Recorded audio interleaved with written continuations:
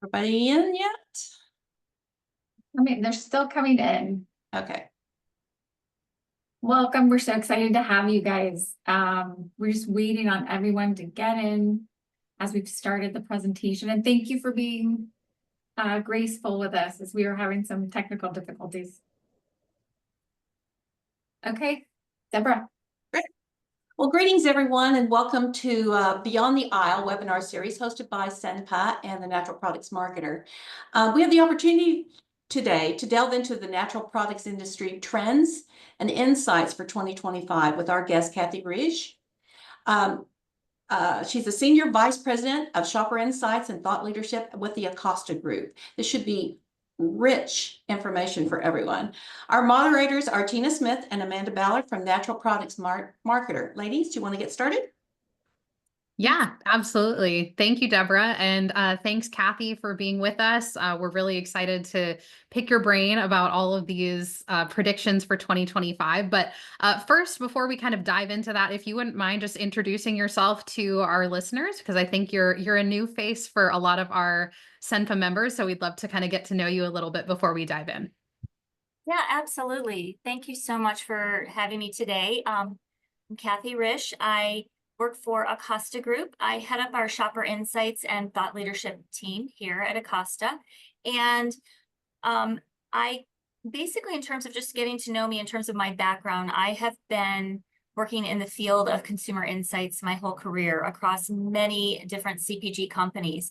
For the last 6 years, I have worked for Acosta Group, of which Impact Natural is a part of our organization. And what my team heads up is a shopper community of about 40,000 consumers. And we're doing thought leadership studies throughout the year where we actually survey our proprietary community, just their attitudes and behaviors to really help the industry, our clients, our retailer partners understand what's going on. And so that's really what I'm here to share with you today. Awesome. So do you want me to go ahead and dive in? Yeah, let's do it. Okay, good.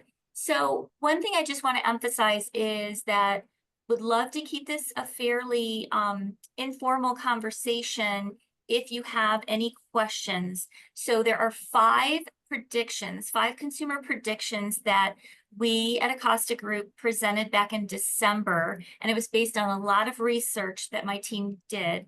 We do this every year. We make five predictions for the coming year, just in terms of what we anticipate is going to happen. And my team and I hold ourselves accountable throughout the year to keep track of where we do see maybe the trend playing out, or maybe it doesn't. Something might interrupt the situation with shoppers or the country or the economy that might change things a bit. So I'm always welcome to questions and feedback, and really want to make this relevant for you and your specific industry.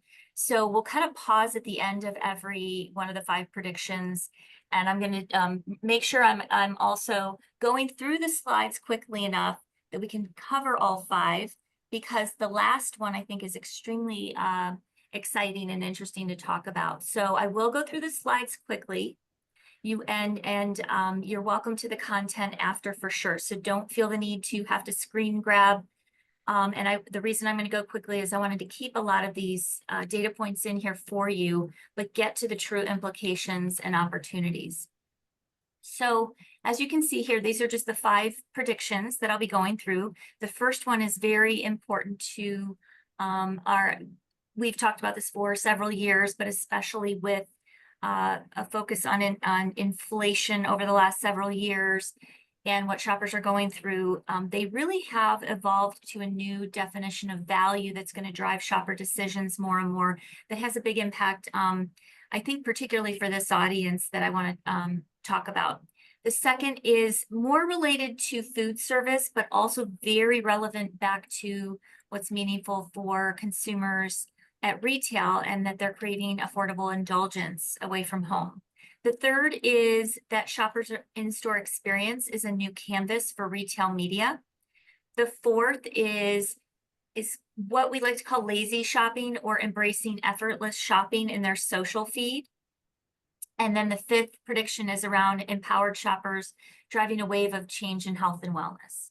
So diving in to some of the overall attitudes of consumers, we do a pulse check on how people are feeling. And we did this in right before 2024, and then again right before 2025 started. And you can see here that if you look at the bright orange and reds, that is their opinion of what they felt what the outlook for this year was going to be. And you can see that consumers are more confident in how they feel. There's less of that not sure on the right-hand side, and they're feeling more optimistic about the year and that it's going to be an okay or good year. I will say we fielded this right after the election, and there was a lot of feelings post-election that were informing that opinion about it being a good year and okay year. And then those obviously that were feeling the tough year, worst year, again, some of it was related to the election. So not everything was related to that, but I did want to call that out, that it is where there's a little bit more understanding in the outlook. And so as we go into a new definition of value,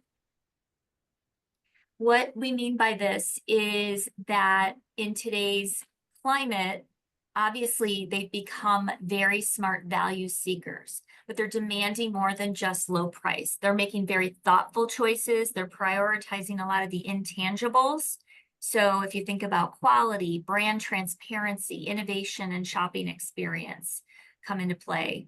So both brands and retailers can create authentic connections and really maximize this value equation, because we are still going through difficult economic times, and we see and hear in the news every day how inflation is still a front and center issue.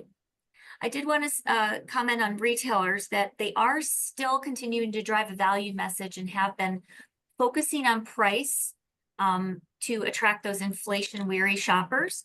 And some of these headlines you'll see have been very prominent in the media. But even on the right, you look at a retailer like Whole Foods that has been ramping up value messaging themselves, especially on essentials. However, I love this quote, price is what you pay, value is what you get. And so even while all of the impact of inflation is this is going on, the cheapest option isn't always the most valuable one when you think about connecting and delighting consumers. So already in 2025, this is a new slide I've added since December, obviously, because already at the end, at the Retail's Big Show on January 13th, if you look at the Chief Merchandising and Marketing Officer of Whole Foods was interviewed on stage by Progressive Grocer. And she was really talking about noticing this trend in the opposite direction when it comes to niche products. So seeing that, if you look at this quote, actually seeing customers trading up instead of trading down, because they see the exceptional value that some of the premium items offers. And so it's not just about lowest price, but really becoming more food aware and understanding more about the value. You even see the CEO of Walmart making a very similar quote about value going beyond just price. And this is some really nice data showing also that among US grocery shoppers that what's most important when seeking a good value is the good quality for the price. This example on the right, we have lots of verbatims. I'll show you a few more later that just talks about how this type of product, which is actually a special beneficial honey from outside of the country that is worth the quality, that they're willing to pay $30 for a jar of Manuka honey. This one female who's 20 is saying because the medical benefits of the food. And so clearly she's made that connection with the extra value that extra $20 she's going to pay for that honey. When you think about value, this is from our own shopper community. I won't read all of these, but these are just showing that low price with high quality is how value is defined. And you can see over and over again that quality comes along with a reasonable cost. And so it's all about what does value mean for your particular retailer, your store, and your products. I do want to just pause on this page for a moment. It's an eye chart, I realize that, but our data actually shows here that according to shoppers, that store brands are viewed as a better value for the price. That makes total logical sense. If you look at the very bottom bar, that's what I've circled, that 66% of shoppers will say that the store brands are offering that better value proposition. But name brands are excelling in terms of quality, high quality, better or nicer packaging, a better tasting. Taste is such a critically important element. So it just emphasizes, and we have a lot of other research supporting that the assortment, it's very important to have the right balance of name brands along with store brands to provide consumers that choice and value. So if you look at, there's all the elements that go into that value proposition. So wherever you sit in the audience, if you're a manufacturer and you're looking at more of those components on the left, or a retailer and those traits or attributes on the right, these are all of the ways that you can meaningfully connect with the consumer and convey the value that takes the attention off of price. If you look on for a brand, and particularly in the natural channels, taste is a very important distinguishing factor that's always good to emphasize, that's important, that can be of great value in terms of differentiation of items within the natural space. One thing that we did see in our natural research, I just want to call out, I'm not presenting it today, but we just have hot off the press natural and organic shopper results as well, where the appreciation and value of a natural store is the knowledgeable and friendly associates. So if you look at the right, like almost third from the bottom, the knowledgeable, friendly associates, I don't want to minimize that because that was a huge value in terms of why a product showing up in a natural store is going to have greater value, but also just the belief and trust of the associates that are there, also helping them understand the value of those products. So here's a sneak peek, which is one page of my natural and organic study that we conducted with our shopper community that I thought you might like, just to bring in a touch of that for this audience in particular. I'm happy to answer questions later or after the presentation on this, but if you draw your attention to that third bar, that the quality of products is in general is better at a natural store. The next is trusting natural and organic products when they're sold in a natural store, or being willing to pay more. So there is also a level of even just placement in a natural store that can really add to this value proposition. So what are the opportunities for you in everything that I've talked about around this prediction? Is the messaging, the communication to the shopper of value beyond price, and to really think of, how to make their trip and their purchases feel more affordable. That's still going to be top of mind, that affordability, but the more that they have those product benefits communicated to them around quality, better taste, or healthier, sustainable, a trusted brand name, those will take the affordability. They really do impact that affordability perception in that individual purchase occasion. I had to take out some of my slides around innovation, but innovation is a very important piece as well that can drive differentiation. And when a product is solving real problems and offers kind of a unique or almost an irresistible experience, you can really stand out there, and price being less of a consideration when they're looking to try that new item. And then lastly, the competing on more than price. Quality cannot be compromised. I said that many times and showed you some of those verbatims, that you think about, if you're 30% higher in price, are you 30% higher in the value? And value is all those different elements, if you will, that definition or equation. So really showcase those ingredients, whether it's ingredients that are included, or maybe it's ingredients that you're excluding that are part of the value equation, to make sure that's front and center in their hearing and seeing those benefits. It could be a product benefit. It could be the sustainability feature that sets you apart. So make your assortment an advantage in your store, looking for really kind of those different value propositions. Did you want to stop, Amanda, and have any discussion or take any Yeah, questions? absolutely. I think that this is really interesting, and I'm glad that you touched on a lot of things that we've talked about in previous webinars in this series, that I think would be interesting to kind of zoom into a little bit more, and more just encouragement for the retailers listening.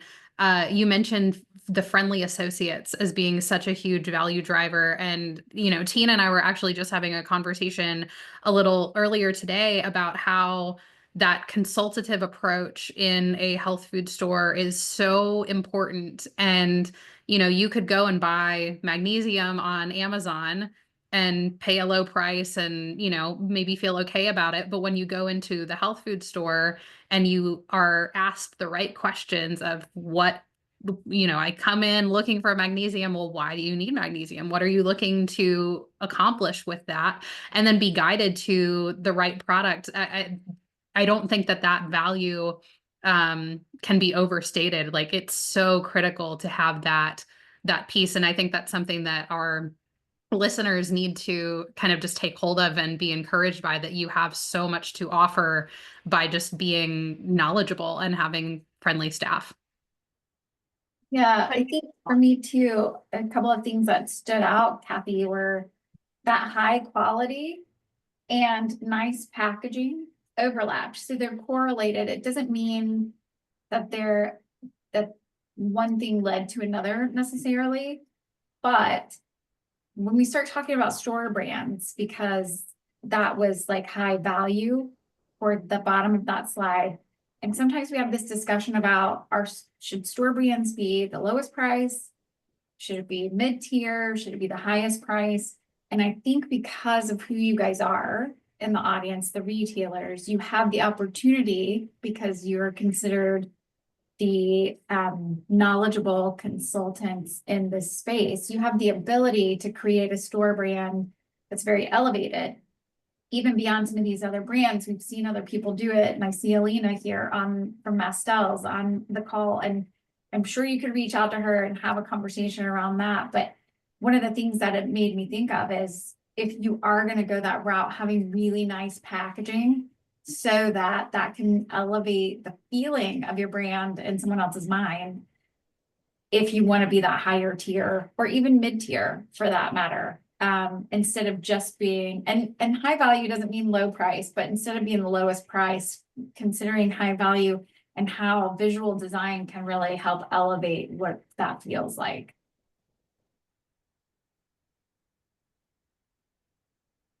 Yep, Yes. absolutely. Yeah, something else you were talking about, Kathy, was unique and irresistible experiences. And I know that was innovation, and you're like, oh, we're going to run through that really quickly. But I just wondered if there's a quick example that you could give of what that might look like, solving a real problem with a unique, irresistible experience. Well, I mean, it's maybe not particularly like the one that immediately jumped in my my head was one of the slides I actually took out for time's sake, but is the Circle bottle. So it is actually one of the Circana, I don't know if you know IRI, Circana new product pace setter, which is a very successful year one and heading into year two success we know is the sustainable water bottle Circana or Circle CIRKUL, where you have the refillable and you put the flavor pods right into it, and it's got sustainability. There's something around the experience of sort of on trend, what people are, I mean, I'm sitting here with this one, myself, but then I also have, this, right?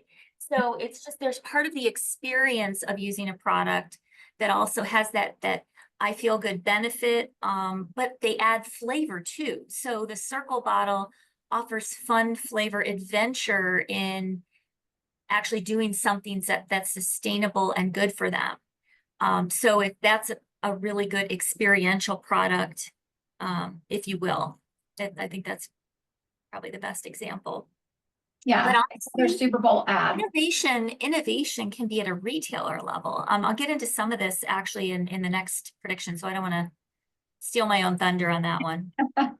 Yeah, sure, go ahead. Okay, And great. Amanda, unless you had any other observations or questions. No, let's go ahead and hop over to number 2. Yeah. Okay, great. Yeah, I could talk the store brand, name brand till I'm blue in the face. Just to leave you with one thought of where I did really emphasize the need for the assortment of both. It depends where you're coming from. If you're a retailer that doesn't have store brand, and is that a relevant offering, and how to do it, is to really think about those attributes that Tina pointed out that are important. You look at like even Walmart, which is at the opposite end of the natural channel, and what they're doing with their Better Goods line. It's an interesting one to watch because they're really trying to compete with name brands, stepping up the value proposition. But then there's the basic, what I showed, the Whole Foods kidney beans. So it really is what stage you're at in your particular store that's important to think about. Okay, number 2. I know we spent a lot of on number 1, but it was a big one. It was an important one. And this kind of dovetails off of number 1 because we're talking about away from home.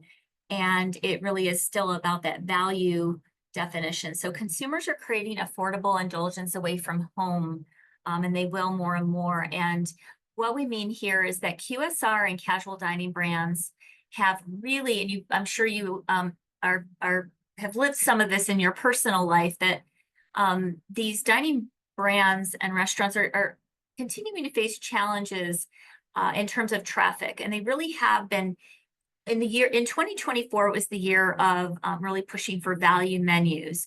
Yet through all of that, consumers increasingly are seeking affordable indulgence. So I'll talk more about what that means.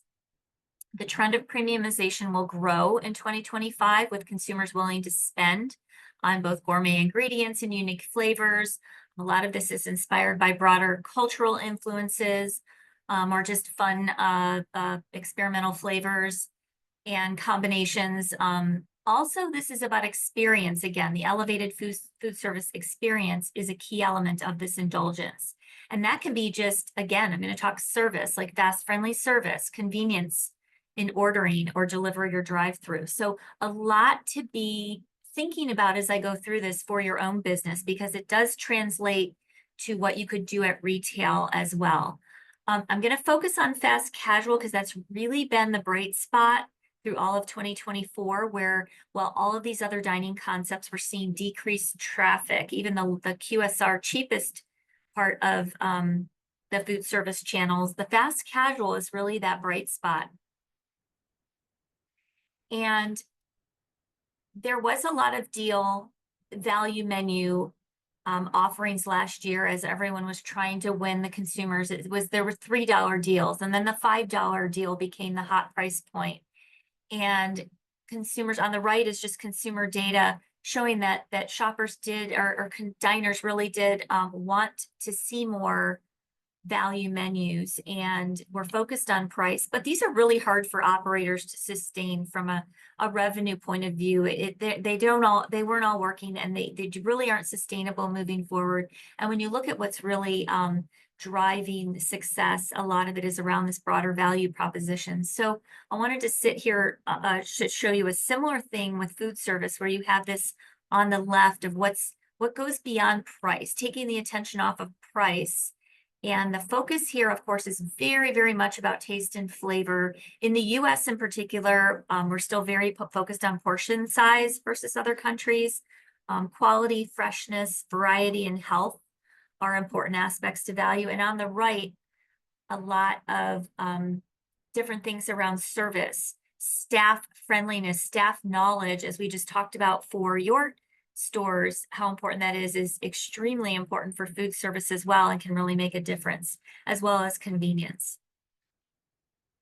So when you look at the fast casual restaurants that are winning, and oh, by the way, still winning in 2025, when you see the recent report of how Chipotle is doing, and where they've really continued to grow, and then just in the news this week, adding more locations, where you see the complete opposite news with some other restaurant chains. But you see this, whether you're looking at Cava and Shake Shack, examples of affordable indulgence.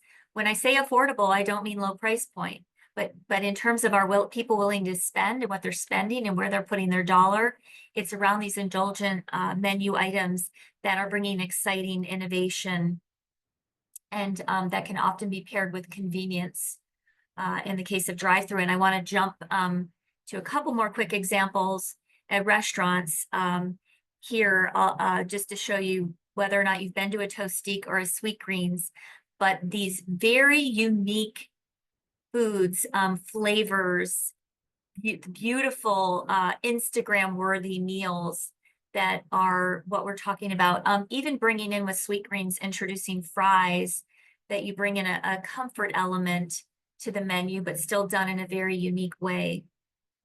These are some of the chains winning, but the indulgence is also around snacking and little treats. There's like some of it is trendy too. If you've seen on Instagram or TikTok, the little treats trend that continues, and why things like crumble cookie have been a huge success, where people are splurging on this little treat trend. Even a more mainstream restaurant like Subway did very successful out of the gate with their snack line on the right, with churros and pretzels and footlong cookies. Last but not least, to look at the beverage trend. And this is one that you could even think about with, I know some of you in the audience in the Natural Channel have many different coffee or beverage offerings. Even bio coffee, I know, is one that's very popular. And could you possibly brew fresh coffee or kombucha in your store to create some of that element or experience that some of these food service chains that are very successful and growing in spite of what's going on in terms of economic pressures? It's pretty amazing to see the success of some of these concepts.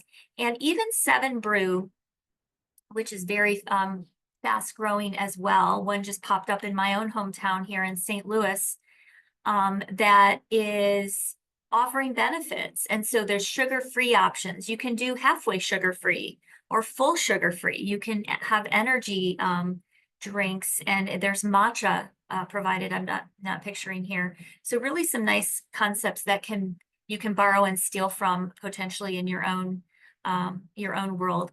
I did like to show on the right the retail examples where the affordable indulgences are making it into successful concepts. Even just if you look at basic category of chocolate and how this successful Feastables brand, which is much higher price point than a Hershey chocolate, and really is centered not on price, but bringing a greater value proposition, like these indulgent type items that are really making it. So most of, as I bring home, like, what are the opportunities for you in the audience, is that there is this movement for indulgence. And a lot of times it's just a little treat. It can be a meal indulgence. It can be a sweet, a snack indulgence. And that there are these I deserve it moments that, when you think about occasion-based positioning for some of your products or experiences that you're offering, you can leverage social media and influencers to elevate treats as little luxuries. And the indulgent experience actually can create greater value. So that's why I'm saying this is similar to the previous value that we talked about, and Tina hit on that. You're offering here many different things at the same time that are about the total experience. Position premium drinks as special. It doesn't have to be a daily habit. They don't have to adopt your premium product as a daily habit. It can be for those I deserve it moments. And so how can you kind of feature or display for in-store indulgences in your own world, and really whether you're talking about freshly brewed or even prepackaged. Any thoughts or comments here? I think one of my One of my biggest things, and we talk about this all the time, is finding these little ways to increase your basket size. And I feel like this is the perfect way to do that, whether it's just having, a great little high quality dark chocolate right near the register, or something where it's like you said, the kombucha on taps, where you're also tapping into that experiential piece. There was this study that was done that was like, if consumers come into your store and they're served caffeinated coffee, that they're way more likely to spend more money with you. It's like, well, offer them caffeinated coffee when they walk in the door, and they're going to be happy. They're going to get that experience, kind of going back to that friendly, welcoming associate piece from point number one. And then if they're caffeinated, they're going to spend more money and feel better. So it's a win-win in my book. Yeah, it's same, Amanda, you and I went into one store in Florida, and I was so excited that we were about to do shopping while I could have kombucha on tap. And you go and you get it, and then you just pay for it at the register when it's done. But it was an entire experience because it was beautiful. It had that feeling of like a bar and hanging out with your friends, and then you could imbibe as you shopped. So that I remember that being really fun. And if I go into any of the natural retailers that we work with, and they have those little cookie dough balls that are made with like dates and oat flour or whatever, the natural ingredients, I'm always like, oh, well, I've been good. I deserve to have this little treat. So I'll grab one or two, these little cookie dough ball things. So I think there's lots of opportunity. I'm the worst, like when it comes to marketing stuff, like we know how to do this stuff and you guys get me every time. So if you have little treats out, I'm definitely indulging in one when I come in your store. So I think I'm not alone in feeling like, oh, it's just a little thing and I can have a little treat right now, and it makes it a much nicer shopping experience, I think. Great. Anything else? Want me to move on? Okay, awesome. So I'm going to go quickly through the next two to get to the opportunity slides. I do want to make sure I stay conscious of time. So I do apologize if I go through my data too quickly, but this one is really about in-store retail media. So really think of not just the world of retail media, but that in-store is providing this untapped, unleveraged in-store experience as we think of all the retail media in the news. And I do know that many of you in the audience have a small number of stores. And so it's different than if we're speaking to some of the bigger retailer chains. And so think of it with that filter, of course, because there are different ways that a smaller retailer can adapt. So stores are still that platform for dynamic retail media. Even if you're an individual single store, the theory is just enhancing that customer engagement with targeted interactive shopping. So stores, I want to talk about what a powerful audience they are versus outside of the store communication, and really how to leverage loyalty programs or promotions, whichever you're invested in. Now, retail media itself is, the numbers are big and the spending is up. So when you look at manufacturers across the board, it's really, relative to TV media, you can see how dramatically it's grown in the last 10 years to be at the level of TV media. This slide always kind of staggers me when you think about it. And also when you think about the audience. Now I'm showing very broad-based retailers here, but it's just to show you the unique visitors per store when you think about the audience or the reach that each individual store has for you, that every single foot that comes in your door is your audience that we're talking about here. And so on a large scale, my key point I like to hit home is that the world of retail media investments today are still largely in digital channels, but most retail sales are occurring in the store themselves.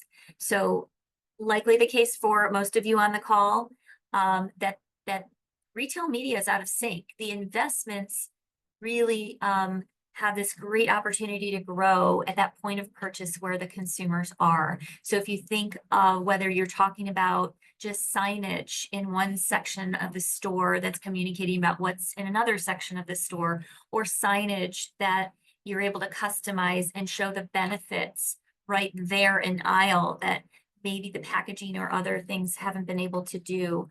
So in-store media spending is really the focus here. And so this is probably an important slide for you in this audience, is that it's not without barriers. So the benefits are you can access those hard to reach shoppers while you get engaging them in the store. If they're not online and they're not engaging with you online, you can provide sensory rich experiences like Tina and Amanda were just mentioning. You can provide interactive displays or sampling in stores. You can at an advanced level integrate with their phones and providing personalized or customized promotions or information. If you do have a loyalty program, but the product discovery at the point of sale is a big benefit of this. And because so many unplanned purchases are happening in store. And so the barriers on the right, in terms of it is expensive in terms of investment in technology. You're kind of adding friction to that customer experience because you don't want to over bombard them.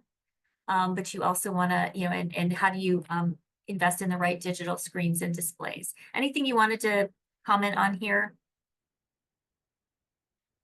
Or should I move on?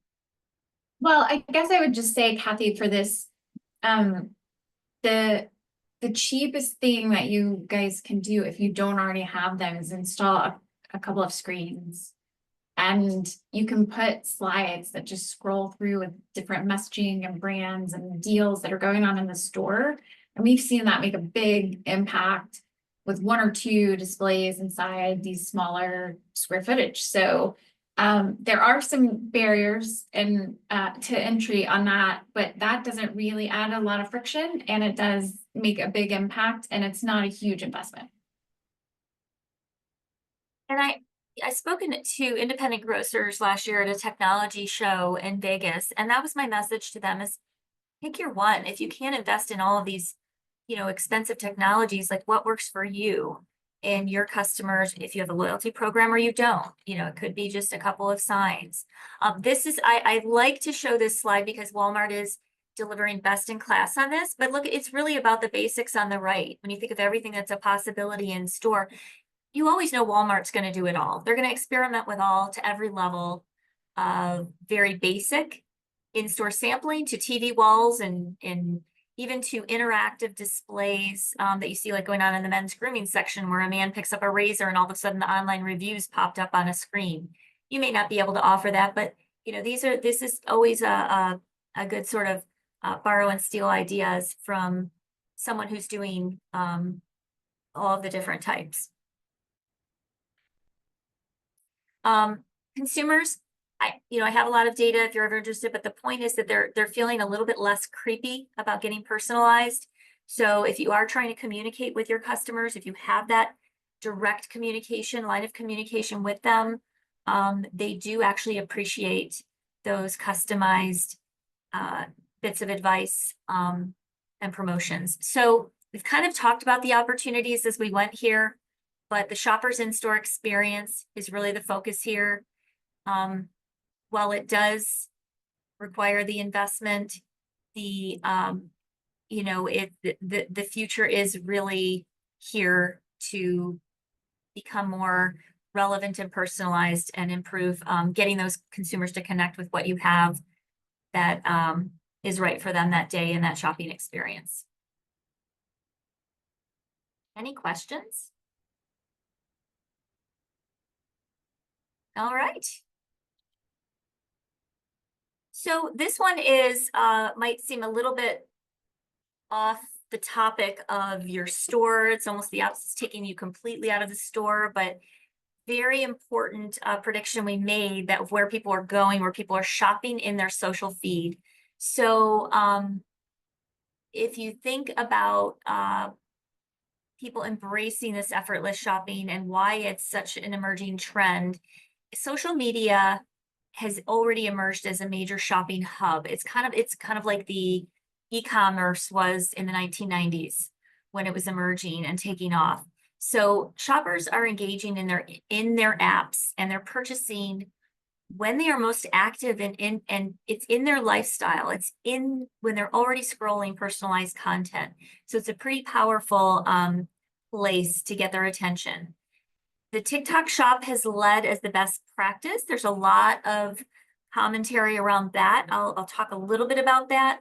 And that influencers and user-generated content are really driving here. And I want to talk about some excitement going on in wellness and food and beverage too, that's relevant to this audience. This is just a super quick slide to clarify that what social commerce is and isn't. It's the buying and selling of goods that are right within the social media platform. It is not the ads themselves or the promotions that I'm talking about. It's when you actually complete the purchase in app. So why this is so relevant and will continue to grow is if you look on the left, 87% of Americans are using social media daily, and you can see the rank order of which ones they're engaging with Facebook, YouTube, and Instagram being the top 3, TikTok number 4. But on the right, our own shopper community data, if you look at the engagement and clicking on social media ads is very high, but only 24% have actually purchased an item from social media. So there's a lot of barriers to overcome with this space. On the left, yes, this is in hours, not minutes. I've been asked this before. The amount of time spent daily on social media across all ages is 2 hours, and much higher among 16 to 24-year-olds. So when you think about being able to actually make a purchase without leaving all of that time, on the right, what you see here is an influencer where you're making that purchase right inside the platform. And so you can go back to scrolling, and all of your purchase and address information is already embedded in whether it's PayPal or Apple Pay. So this type of buying is going to continue to grow. And the US has a lot of growth opportunity, and there's a lot of barriers around trust I won't go into right now that are important to overcome. To this point, though, there hasn't been a tremendous amount of traditional food and beverage. Most of what's taken off to date is health and beauty, and also health, wellness, and supplements have been a big part of the growth, and many brands taking off. The number 1 brand in the TikTok shop is actually Goli, and they have grown tremendously with 1.7 million units sold just on TikTok shop alone. So the outcome of whether or not TikTok shop will survive and will it be banned is an important one, because it will put a notch in this, but it won't kill it. All of this will, you see platforms like YouTube partnering with Shopify and Instagram, Pinterest, and other ones are going to figure it out. It's just that TikTok really emerged as the best practice example for many platforms. And so this is something that you, as brands, should continue to experiment. And I don't know that we want to spend a lot of time talking about this. Amanda, if you want me to move on to the last prediction. Yeah, I would just say really briefly, I think one of my biggest encouragements to our audience today is to be aware of these trends and know that they're happening. And as things start progressing and we learn more, is TikTok going to officially be banned? We don't know. But this trend isn't going away. And so I think we need to all have that on our radar of how do we adapt moving forward, because unfortunately, I've found that a lot of our independent retailers are slower to adopt different pieces of technology.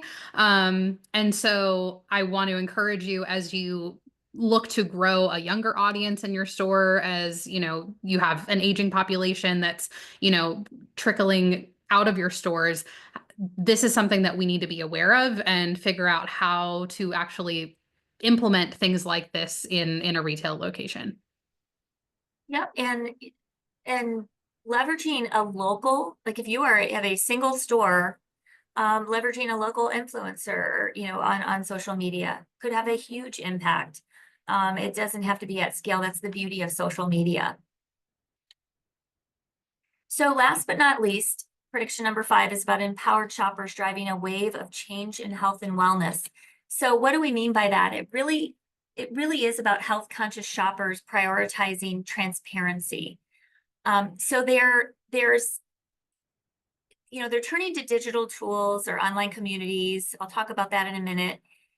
Trust in traditional health messaging is declining because there's been greenwashing for years, but the level of sort of greenwashing or health washing is becoming more prevalent as they're trying to seek more information. And so you've got consumers taking their health and wellness into their own hands.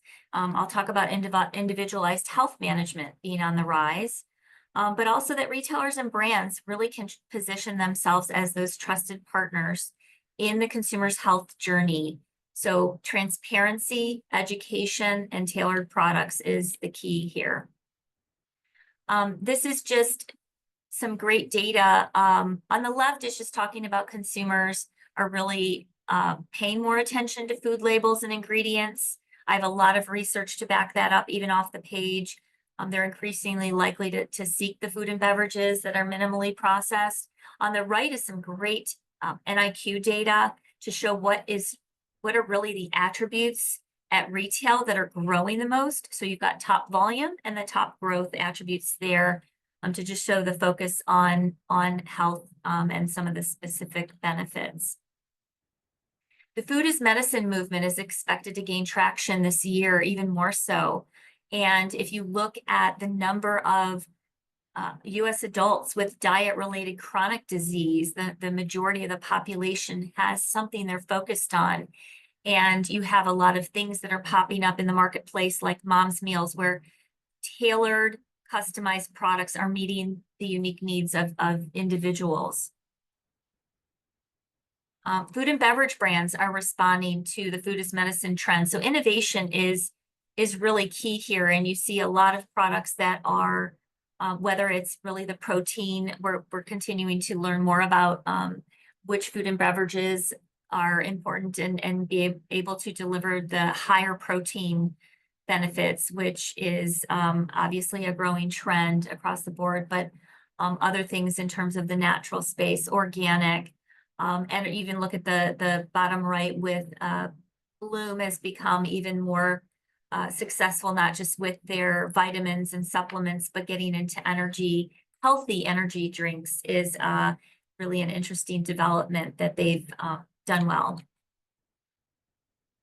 There's a lot of personalized nutrition out there, and there are companies that are actually leveraging AI to help consumers improve their health with customized diets. So think about how you can bring this back to your own world and where you play in this space.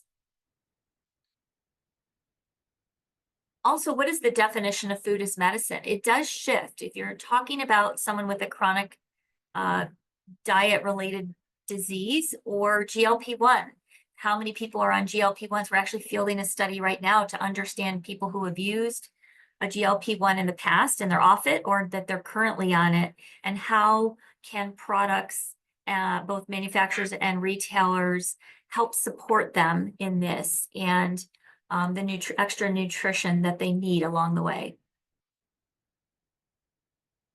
People are turning to apps because they're not getting the information all that they need, or they're not trusting the information they're getting necessarily from the manufacturer themselves. And so people are downloading apps and having apps where they can scan labels and diagnose the healthy ingredients or the healthy rating. I've got the Yuka app myself, and it's crazy how you can just compare products on the fly to diagnose or to really look at the healthiness of a product. So this is a big trend. And even looking to social media or influencers or online groups for more information. They're just seeking more information, trying to take it into their own hands because they just don't feel like they're getting enough information from other sources. This can also potentially create some risks with misinformation online.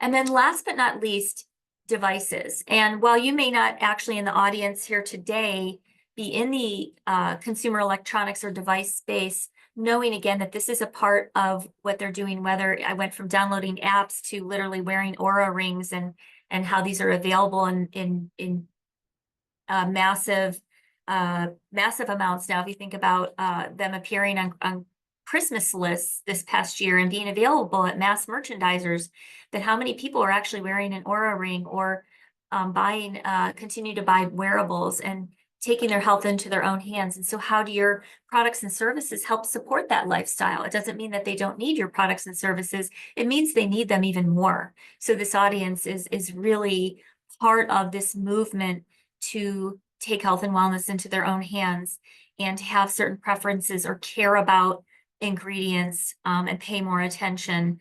And so adapting your assortments and your messaging is important. Educating, helping the shopper find the right products for them can be very important here. So Amanda, do you want to expand on anything on this page, or are there any questions from the audience?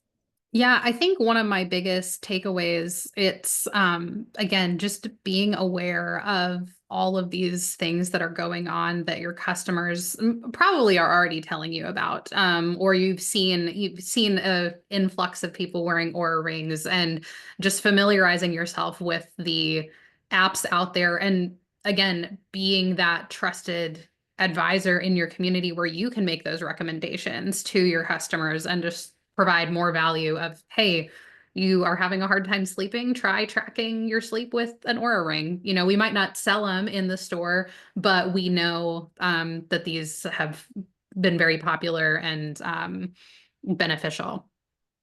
Or even train your associates where someone walks in the store and you see an Aura ring, you know that person cares. So engage in conversation. There's a cool opportunity there to spark the conversation about what they're looking for in your store that day. I have one question from the audience about if there are any insights on how customers are making educated decisions while shopping online. Whereas in a store they can compare products side by side. What does that look like online? Yeah, so online is certainly the most common way is search terms. So a lot of companies that are bigger brands and can invest in like retail media with there's two things in terms of what words they're going to be searching for, like what's relevant for them, and content. So if you think about when you get into the retailer, so there's what you're broadly searching online is the ability with AI to just ask whatever you want and Google will take you to it. But also when you're shopping, that I've noticed a lot of the product content will pop up. Either the retailer can give you the opportunity to search. I think retailers and they're not doing enough of this, where you can actually like click and search and categorize your site by ailment or by need. If someone is truly needing to shop for sugar-free, it's going to be pervasive across their basket. And so to have those type of helpful search categories, some of the things I'd mentioned earlier, but also even on your product content that if you're going to show images, also show what is special about your product. Kind of goes back to that prediction number 1 with the value proposition, where you can show no bad ingredients of what's not in it, what's in it. So there's so much more you can do actually online than in store that I think is low-hanging fruit.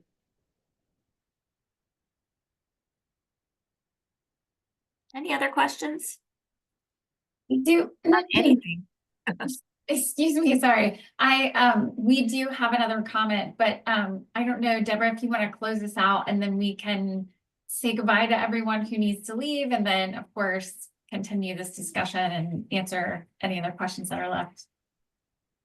Yeah, I think we can, Kathy, if you are able to stay on, we're happy to extend it if that would be of an option for you. Yeah, absolutely. This was my last slide, was just to bring it home. Okay. So I'm here. I'm done with the presentation. Happy to stay on and answer questions. So thanks for your time. It was a lot of content. Yeah, thanks everyone for coming. And if you have to leave, of course, we value your time If you want to stay on and ask Kathy a couple of questions, that's great. We can hang out for a few more minutes. We've got a comment that says, back to number one, value over price is the best lesson to learn. And having associates that are able to articulate that is critical to success. So cost justifiers aren't as hard as they seem, but being able to demonstrate why the lowest price isn't the best value is important. So employee training, team training, huge part of this as well, for sure. Huge. That can make or break. The education is critical for, I'm sure, a lot of product manufacturers on the phone and retailers. And so the knowledgeable, if you noticed at the beginning when I said knowledgeable and friendly, those two are both so powerful together. That you can be friendly, but if you're not knowledgeable, you won't quite convey the value proposition of the product and close the sale potentially. Maybe have a great experience and memorable and create some loyalty, but the trust, the quality, and the fact that you are solving their problem, they're buying products to meet a need. And so that education and training, I couldn't agree more with that comment. Yeah, the other thing I was kind of thinking of, we were talking about the previous comment about online, and Amanda and I talk about this a lot, is how do we get that consultative approach that happens in your store online? And we're trying to come up with ways to make that easier if you've got an e-commerce situation that's happening on your website, or maybe you just have a website with an app that someone could do some chatting back and forth with you. But the more that you can find ways to make that online process feel just as consultative as it does in your store, the better that you'll be able to perform over another online retailer. And there are a lot of reasons that people come in the store. So we talked earlier about like, which magnesium, what am I trying to accomplish? That's a reason that people come back to you. But once they land on a product that they love, they are going to try to find an easy way to buy it on the reg, right? So if you have the opportunity to have a subscription, that's amazing. If you don't have that opportunity, then just realize that some of these people are going to go online and then come back to you when they have a problem or when they need to talk about something else. So you're going to capture them again. So stay in touch with them for doing that, but realize if there's not an easy, frictionless online way of getting something that they're sold on, then they're probably going to go online and find it. Yep, absolutely. And a retailer can use online if you're creating that education, the educational materials for the in-store personnel. Think about what you can then be consistent with your message online. So the more you have consistency, people are shopping seamlessly. That's a whole other thing I didn't talk about today, is that they're going online sometimes before they go in store. They're going in store and then they're going online. So if you have a website, and you want to have that consistent messaging, but also use it to your advantage. I'm going to give a local example. I don't know if anyone is on the call that is in the St. Louis or Missouri area where I live, but one example that Schnucks has is they have a dietitian picked, like dietitian about, like their whole store has been evaluated on a nutritional value. And so it's like there's almost a nutrition. You subscribe within the subscription. So I have, as long as you're a member of their program, you can actually just click and join the nutrition part of the loyalty app. And so you remember there. So you get information on which items then are the most nutritious, and they have like a little, nutritional value. And so I'm not saying they've taken it all the way through with best practice completely into store too, which is an opportunity area, but that's just something to think about, where you talked about the lack of ability to have a knowledgeable person online. Well, I feel like I've got a nutritionist helping me online there.